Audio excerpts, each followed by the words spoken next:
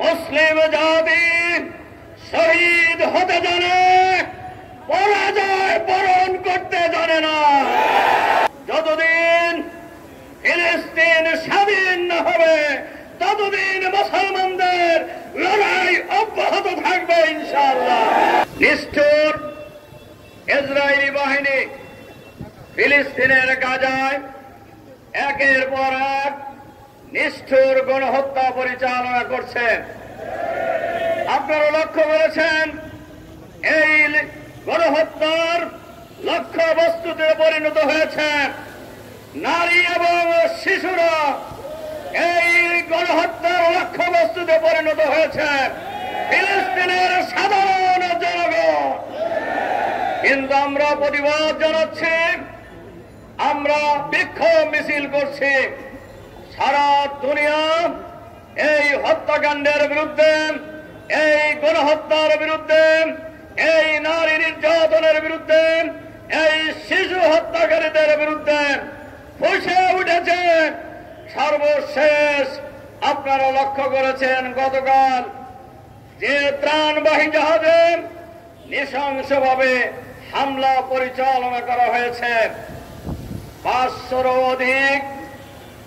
অধিক গণ অধিকার কর্মীকে, ত্রাণবাহী জাহাজের কর্মীদেরকে গ্রেপ্তার করা হয়েছে।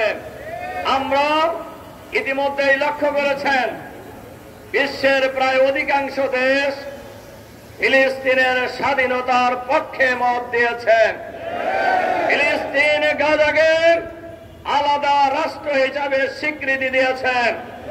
কিন্তু বিশ্বের মোড়ল বলে খ্যাত এই দেশটি একের পর এক এই ছোট্ট ইসরায়েলকে শস্ত্র দিয়ে সাহায্য করে, সমর্থন জানিয়ে, এই মুসলমানদের রক্ত নিয়ে একের পর এক হোলি খেলা শুরু করেছে। ওই ইহুদিরা জানে না মুসলিম জাতি শহীদ হতে জানে, পরাজয় বরণ করতে জানে না। আমরা বিশ্বাস করি শহীদের রক্তের বিনিময়ে ফিলিস্তিন স্বাধীন হবে। আমরা জাতিসংঘ সহ এই সকল দেশবাসীকে আহ্বান জানাতে চাই, অবিলম্বে ইসরায়েলের হাতকে গুটিয়ে নিতে বাধ্য করুন। অবিলম্বে ফিলিস্তিন এবং গাজায় যে দখল করা হয়েছে এই দখল মুক্ত করতে হবে। 500-র অধিক এই ত্রাণবাহী জাহাজের কর্মীদেরকে অবিলম্বে মুক্তি দিতে হবে। নইলে বাংলাদেশ সহ আপনারা লক্ষ্য করেছেন আজকে বাংলাদেশ সরকারের পক্ষ থেকে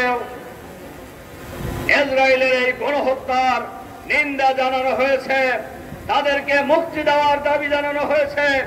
আমরা সাথে সাথে আরো এই কথা ঘোষণা করতে চাই, যতদিন ফিলিস্তিন স্বাধীন না হবে ততদিন মুসলমানদের লড়াই অব্যাহত থাকবে ইনশাআল্লাহ।